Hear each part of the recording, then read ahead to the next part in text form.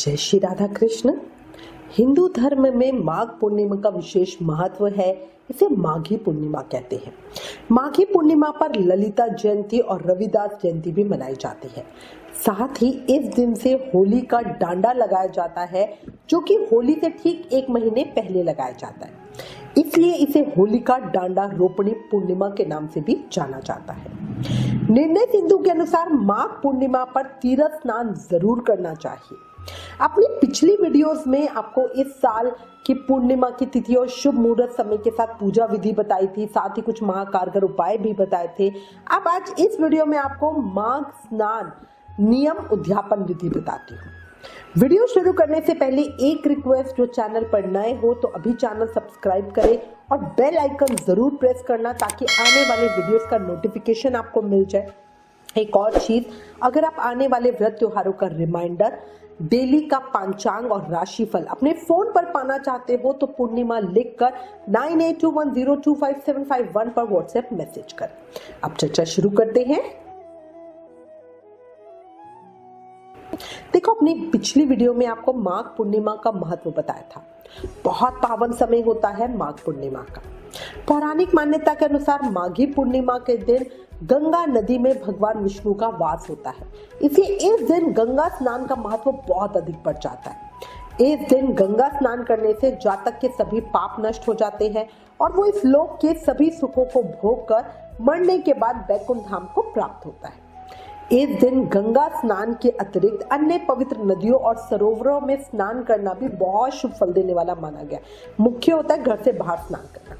जो लोग पूर्णिमा व्रत नहीं करते या जिन्होंने माघ स्नान व्रत नहीं किया, वो लोग भी बड़ी पूर्णिमा का व्रत पूजा जरूर करें। माघी पूर्णिमा पर व्रत करने से घर में सुख समृद्धि आती है और दरिद्रता का नाश होता है। अब हम चर्चा करते हैं माघ मास स्नान व्रत और नियम के उद्यापन विधि की। सबसे पहले बताओ उद्यापन क्या है। तो देखो, याद रखना, दो तरीकों से व्रत का उद्यापन होता है। उद्यापन का मतलब होता है समापन। एक तो होता है पूरी तरह से व्रत समाप्त करना, इसे सही मायनों में उद्यापन कहा जाता है। दूसरा होता है आज किए हुए व्रत का समापन करना, इसे व्रत का पारण या व्रत खोलना या व्रत का विराम कहा जाता है। माघ मास में जो लोग पूरे महीने स्नान व्रत करते हैं, उनके लिए भी उद्यापन का विधान बताया गया है, पर यह उद्यापन होता है अपने महीने भर किए हुए व्रत का पारण, व्रत का विराम। माघ मास के बारे में वर्णित तथ्यों के अनुसार ये महीना स्नान, दान, व्रत और तप के लिए सर्वोत्तम है। बैकुंठ की प्राप्ति के लिए महिलाएं 12 साल तक माघ मास में प्रातः स्नान करके दान और व्रत करती हैं, फिर 13वें साल पूरे विधि विधान से अपने माघ स्नान व्रत का उद्यापन करती हैं। ये पूरी तरह व्रत की समाप्ति होती है कि फिर उसके बाद वो उसको नहीं करेंगी। वही कई बार क्या होता है कि हम हर साल नियम निभा नहीं पाते। मतलब जैसे इस साल तो मैंने माघ मास का व्रत किया, पर अगली बार समझो शायद कुछ परेशानी आ गई, मैं बीमार पड़ गई, ठंड ज्यादा हो गई, कुछ ऐसा हुआ कि मैं नियम नहीं ले पाई। उस स्थिति में मैंने जो इस साल व्रत किया है उसका फल भी मुझे नहीं मिलेगा, क्योंकि पूर्ण फल तो हमें जब लगातार 12 साल पूरे हो जाए उसके बाद ही मिलेगा। इसीलिए हमारे संत महात्माओं ने हमें बताया है कि हर साल अपने व्रत के समापन पर अपने व्रत का उद्यापन पारण की तरह कर लो, ताकि इस साल किए हुए व्रत का फल हमें इसी साल मिल जाए। इसलिए हम सबको कहते हैं कि माघ पूर्णिमा पे अपने व्रत के समापन पर कुछ ना कुछ जरूर करो और उसे अपने महीने भर की साधना, व्रत का पारण, विराम, उसको खोलना समझ लो कि मैंने अपना व्रत खोला है। देखो, जिन लोगों ने माघ स्नान और माघ मास का व्रत और नियम पौष एकादशी से लिया है, वो उद्यापन जो माघ शुक्ल एकादशी है उस पे करेंगे। पर जिन लोगों ने नियम पौष पूर्णिमा से लिया है, वो उद्यापन माघ पूर्णिमा पर ही करेंगे। अच्छा, इसी में कुछ लोग अंतिम 5 दिन स्नान का नियम लेते हैं। माघ जया एकादशी से माघ पूर्णिमा तक वो लोग माघ पूर्णिमा पे उद्यापन करते हैं। तो देखो, कुछ लोगों ने पूरे महीने का माघ स्नान और पूरे महीने का व्रत किया है। कुछ लोगों ने पूरे महीने माघ स्नान तो किया है पर व्रत नहीं किया। कुछ लोगों ने अंतिम 5 दिन या अंतिम 3 दिन का माघ स्नान किया है। कुछ लोगों ने सिर्फ माघ महत्तम सुनने का नियम निभाया है, कुछ लोगों ने रोज दीपदान करने का नियम निभाया है। इस तरह हर किसी ने कम या ज्यादा जो भी किया है उसकी पूर्ति के लिए उसे उद्यापन जरूर करना चाहिए। और हर नियम का इसको उद्यापन की तरह ना, बस आप ये समझो मैं इसको समापन कर रही हूँ, इसका विराम कर रही हूँ। उद्यापन का मतलब है कार्य की पूर्ति, कि भाई ये काम मेरा हो गया है। हम जब भी कोई नियम लेते हैं तब समापन पर उसका उद्यापन करके पूर्ति जरूर करते हैं। अगर आप साप्ताहिक व्रत करोगे कि 16 सोमवार के मैंने व्रत किया, तो जब व्रत खत्म होंगे उसके बाद उसका उद्यापन जरूर होगा। उद्यापन के बिना आपको व्रत का पूर्ण फल नहीं मिलेगा।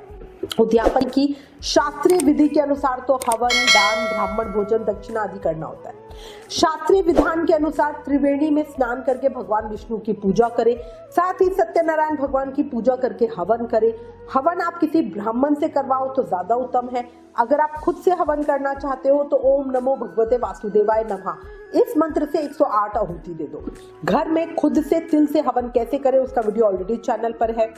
इसके अलावा गौदान, स्वर्ण दान, तिल का दान, अन्न दान, वस्त्र दान जरूर करें।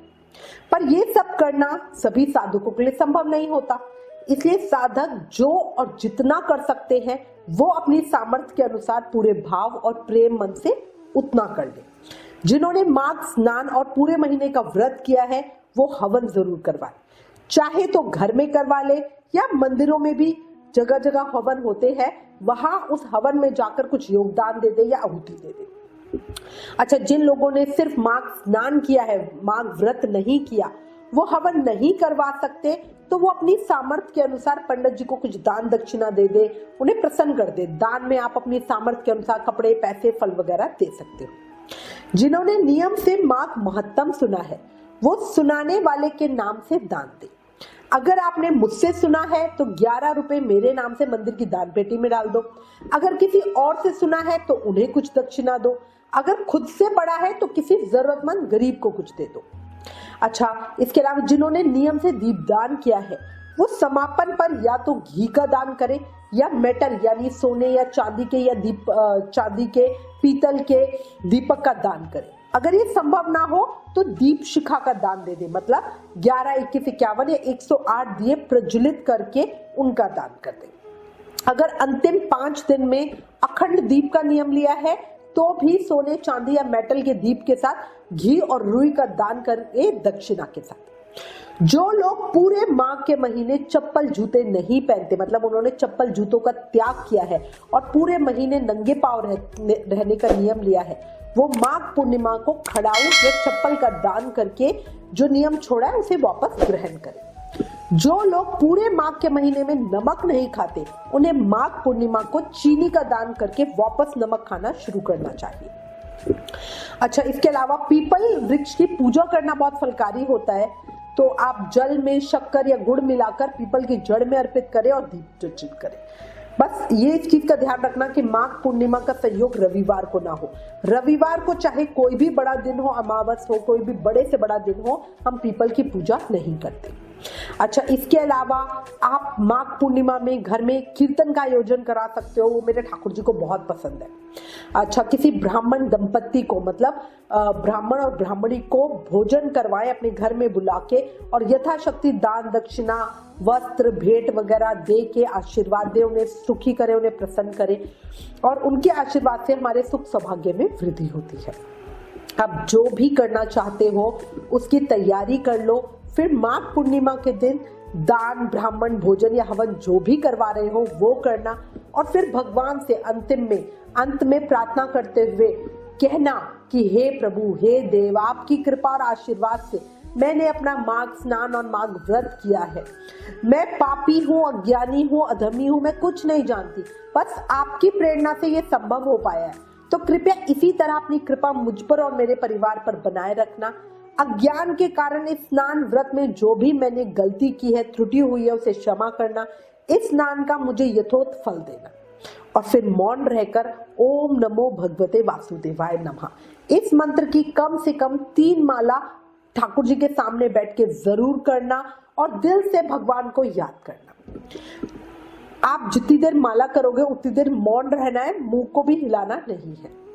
मौन रहने का मतलब है मंत्र जाप मन में करे और माला करते हुए किसी से बोले नहीं, किसी बात का जवाब भी ना दे। कई बार हमसे कोई पूछ रहा होता है तो माला बीच में छोड़ के जवाब दे देते हैं, वो भी नहीं करना, वो माला का खंडन होता है। अब भक्तों को बहुत ज्यादा कंफ्यूजन है, भक्त हमें मैसेज कर रहे हैं तो उनके उत्तर मैं आपको दे देती हूँ, आपको भी उपयोग में आएंगे। एक प्रश्न हमारे पास आया है कि मैंने माघ व्रत किया है, एक समय रात को खाना खाती हूँ, उद्यापन के बाद कब खाऊंगी? तो देखो, आप माघ पूर्णिमा वाले दिन व्रत का उद्यापन करेंगे, ब्राह्मण को भोजन करवाएंगे और फिर उसी प्रसाद से जो आपने ठाकुर जी को भोग लगाया, ब्राह्मण को जिमाया, उसी प्रसाद से अपने व्रत को खोल लेंगे, मतलब माघ व्रत का पारण कर लेंगे। जिन्होंने माघ महीने में पूरे महीने एक समय भोजन का नियम लिया है, वो किसी को भी भोजन जरूर करवाना, उनके भोजन करवाने के बाद ही आप खाना खाओगे, अपने व्रत का समापन करोगे। कोशिश करें पक्का खाना ब्राह्मण को खिलाएं और फिर ही खुद खाएं। व्रत कब खोलना है, तो इसमें हम रात को ही व्रत खोलेंगे तो ज्यादा, देखो दिन में भी खोल सकते हो, क्योंकि कई बार क्या होता है हमने सुबह के टाइम पे हवन करा और फिर दिन में व्रत को खोल लेते हैं। पहली चीज याद रखना, माघ पूर्णिमा में पूरे एक समय ही खाना खाया जाता है, दोनों समय खाना नहीं खाया जाता।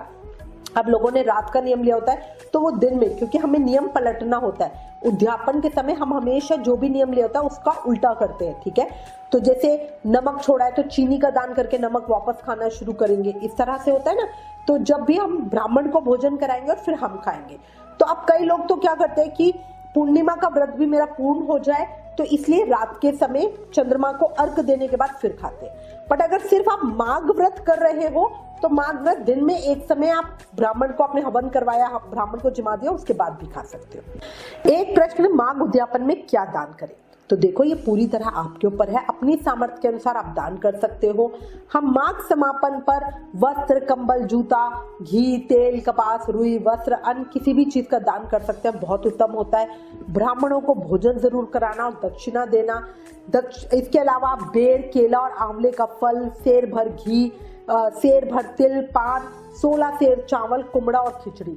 माघ में ये 9 वस्तुएं प्रतिदिन ब्राह्मण को दान करने का विधान बताया गया है। अगर आपने अभी तक नहीं की तो समापन पर, मतलब पूर्णिमा पे, माघ पूर्णिमा वाले दिन ये जरूर कर दो।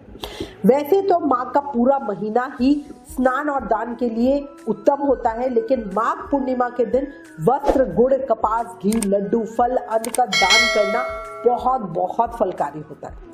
ब्रह्मवैवर्त पुराण के अनुसार माघ पूर्णिमा के दिन स्नान के बाद दान करने से ब्रह्मलोक की प्राप्ति होती है। एक प्रश्न और पूछा गया कि माघ स्नान नहीं किया पर नियम से माघ महत्तम सुना है और रोज का दान किया है तो उसका फल हमें मिलेगा? बिल्कुल मिलेगा। माघ मास एक ऐसा पवित्र पावन मास है, इस महीने में किए गए किसी अनजाने में किए कर्म का फल भी हमें मिलता है। आप तो जानकर माघ महत्तम सुन रहे हो। माघ महत्तम सुनने से ज्ञान तो मिलता ही मिलता है, महापुण्य भी मिलता है। माघ मास में किए गए किसी भी शुभ कर्म का फल आपको कई गुना होकर मिलता है। शास्त्रों में वर्णित है कि अगर कोई साधक अनजाने में भी माघ में दान करता है तो उसका भी उसे बहुत उत्तम फल मिलता है। आप तो भगवान के प्रेम के लिए दान कर रहे हो, माघ महत्तम सुन रहे हो, आपको तो उत्तम फल मिलेगा ही मिलेगा। आपको सजेस्ट करूंगी अगर पॉसिबल हो तो कम से कम एक दिन तो घर से बाहर ब्रह्म मुहूर्त में किसी पवित्र नदी में स्नान जरूर कर ले, महाफलकारी होगा। माघ पूर्णिमा पे गंगा स्नान का विशेष महत्व है। साथ ही जो आपने नियम से माघ महत्तम सुना है और दान करा है उसका उद्यापन जरूर करना। माघ महत्तम सुनने के नाम के कुछ पैसे दान कर देना और दान नियम उद्यापन के नाम से कुछ बड़ा दान देना। जैसे रोज समझ लो आप 10 रुपए दान का आपने नियम लिया तो उस दिन 100 रुपए दान कर देना, इस तरह कुछ बड़ा दान कर देते हैं। इसके अलावा जो 9 चीजें अभी आपको बताई है उसका आप दान कर सकते हो। अंतिम दिन गुड़ और घी का दान करना भी बड़ा शुभ होता है, उस तरह से कुछ कर सकते हो। ठीक है ना, पूरी तरह आपके ऊपर है। और इसी के साथ मैं उम्मीद करती हूँ इस वीडियो में दी गई जानकारी आपके लिए उपयोगी होगी। इससे रिलेटेड अगर आपके पास कोई भी कमेंट या सजेशन है या आप कोई प्रश्न पूछना चाहते हैं तो हमें कमेंट करें। इस वीडियो को ज्यादा से ज्यादा शेयर करें और सबके ज्ञान को बढ़ाएं। ज्ञान बांटने से बढ़ता है, इसलिए इस वीडियो को ज्यादा से ज्यादा शेयर करें। Please like, share and subscribe. Thank you. जय श्री राधा कृष्ण।